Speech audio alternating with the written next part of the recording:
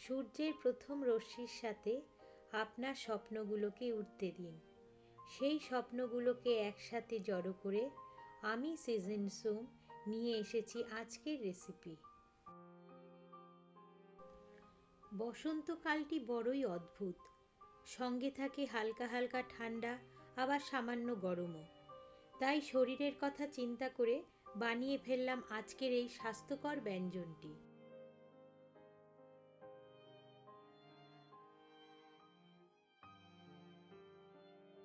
প্রথমে 2 টেবিল চামচ সরষের তেল গরম হতে দিন। তেল থেকে ধোঁয়া উঠলে গ্যাসের ফ্লেম কম করে 100 গ্রাম উচ্ছেকে 4 ভাগে ভাগ করে, মানে এক একটি উচ্ছেকে সমানভাবে 4 টুকরো করতে হবে, লম্বা করে তেলের মধ্যে যোগ করুন এবং লাল করে ভেজে তুলে নিন।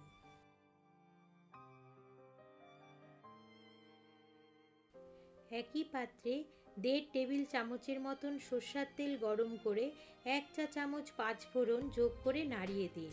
পাঁচফোড়ন পেটকে ঠান্ডা রাখতে সাহায্য করে। এবার একটি ছোট বাটির 1 বাটি পাতলা লম্বা করে কেটে নেওয়া কাঁচা পেঁপে যোগ করুন। কাঁচা পেঁপে পেটকে ভীষণ হেলদি রাখে। 2 মিনিটের মতো হালকা করে পেঁপেগুলোকে একটু রান্না করে মাঝারি মাপের 1 বাটি লাউ ডুমো ডুমো করে কেটে পেঁপের সাথে মিশিয়ে ভালো করে নাড়ুন। পেঁপে এবং লাউ দুটো সবজি পেটকে ঠান্ডা রাখতে ভীষণ উপকারী। পরিমাণ মতো নুন যোগ করে মাঝারি তাপমাত্রায় ভালো করে সবজিগুলোকে রান্না হতে দিন।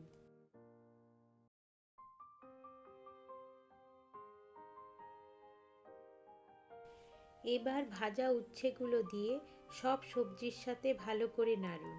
এখানে যে সকল সবজিগুলো নেওয়া হয়েছে সেগুলো শরীরকে ঠান্ডা রাখতে খুব উপকারী। স্বাদ অনুযায়ী চিনি যোগ করে নাড়িয়ে দিন। তিতো সবজিতে সামান্য মিষ্টি যোগ করলে মন্দ লাগে না।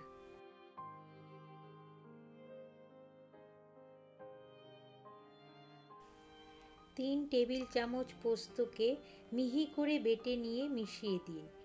এই পদটিতে তেমন কোনো মশলার ব্যবহার হয় না বলে পোস্ত একটু বেশি ব্যবহার করা হয় এই সবজিটিতে।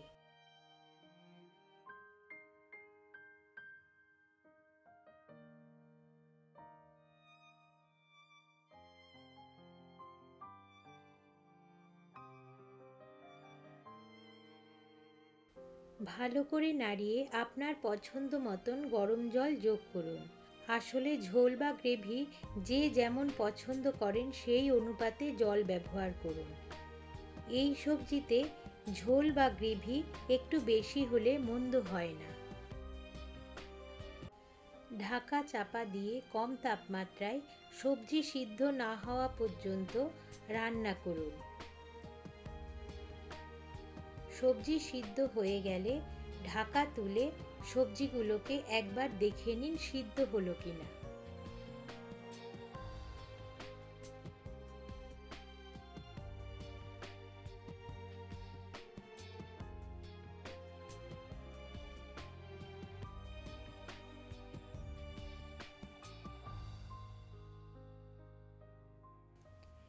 এবার গ্যাসের ফ্লেম অফ করে কিছু সময়ের জন্য ঢাকা দিয়ে রাখুন।